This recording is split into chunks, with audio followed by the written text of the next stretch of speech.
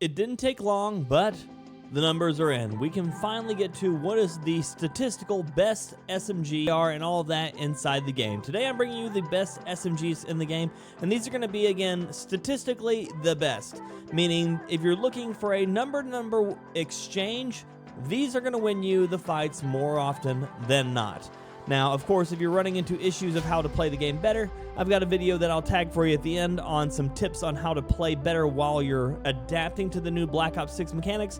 But until then, these are going to be the weapons that are going to get you the wins more times than not, especially up close. I've gone through and I've put these together, and they're going to be the best options for you at about 10 meters and less. Meaning if you're on Rebirth Island that got added and then removed today, or if you're on Area 99, these are going to be your best options.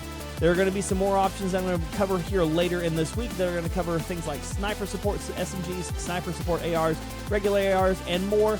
But let's get into the SMGs for those of you who like to play aggressive. Up first here, we've got our number 5 slot, and this is the FGX Horus. The FGX Horus is, of course, a Modern Warfare 3 gun, so that means if you don't have any of the Black Ops guns leveled up and ready to go, this is going to be your statistical best option. This one has a pretty decent range of 8.3 meters, which isn't insane, but it's still pretty solid. High rate of fire, really easy to control. This is still running the Quartermaster Suppressor, the Martis Barrel, the Holger. Keep in mind, all of the grips inside of Modern Warfare 2 and 3 have been changed. Vertical grips do recoil, horizontal, and vertical recoil now, so no matter which one you run, if it's a vertical grip, it's going to offer you the same stat bonuses. 60 round drum mag, there is no statistical difference from it and the 48 round drum mag, so just run the 60, you get 12 extra bullets, and it's just a benefit overall.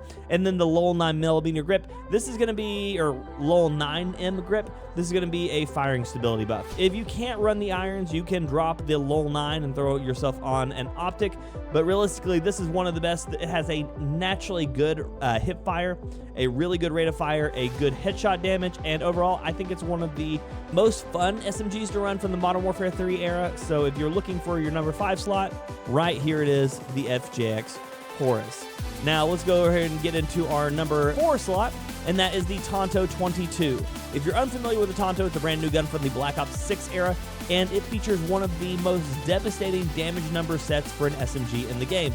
We're looking at the Compensator, long barrel to effective damage range increase out to 15.8 meters, vertical grip to get that horizontal down, extended mag because you want more bullets while not too many bullets. You don't want to run the mag 2 and start slowing yourself down too much.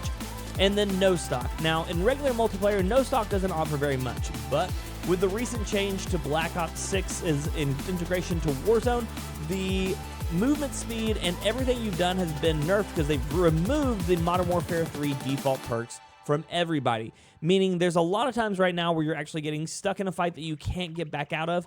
So I'm actually right now recommending no stock on a lot of the SMGs and even ARs if you're looking for an aggressive build, only because it does buff your movement speed, allowing you to get in and out of combat a little bit more efficiently. Under most circumstances, I would recommend the balanced stock. It gives you movement speed, crouch speed, and aim walking speed, but because, again, we're missing the Modern Warfare 3 just default perks, you mantle slower, you climb slower, you jump slower, you everything slower, so right now, no stock is very useful for the SMG, especially aggressive SMG builds, to get in and out of gunfights, so that way you can actually start plating up, start healing, and get right back into the fight as well. So again, no stock as long as the default perks are missing. Once that changes, balanced stock is going to be taking the preference, so until then, rock some no stock. Again, this gun has insane damage. It's 60 to the head, 57 to the uppers, and then 45 down below.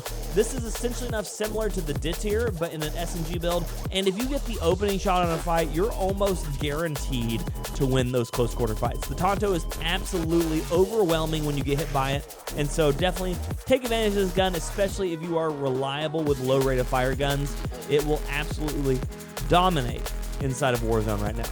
Now, let's get ourselves into number 3, the WSP-9. This is a gun that never really saw a lot of adoptions inside of Warzone, and it's still absolutely lethal. This is a really easy to control build, and it's pretty reliable over range, 12.8 meters. Not quite as good as the Tonto, but this one still has a little bit faster, just TTK, the slightly faster fire rate. with really good damage numbers means this gun is going to be extremely punishing as well, like the Tonto, if you get the opening in the fight, but it also has the capabilities of turning the fight really fast because this actually has a 600 millisecond TTK. It sits around 600 pretty consistently. This is to a combination, so that means if you're landing shots all sorts of different places, 600 milliseconds is absolutely insane compared to the Tonto's 607 and the Horus's 610. This gun has some pretty big mags, pretty big numbers, and overall moves around pretty well. One of the more reliable, easy to control guns, and again, it comes from the Modern Warfare 3 era, meaning if you don't have any of the Black Ops 6 guns leveled up, this is going to be a really good choice while you're unlocking and leveling through the Black Ops prestige levels, because it's a gun you already have access to if you've been playing.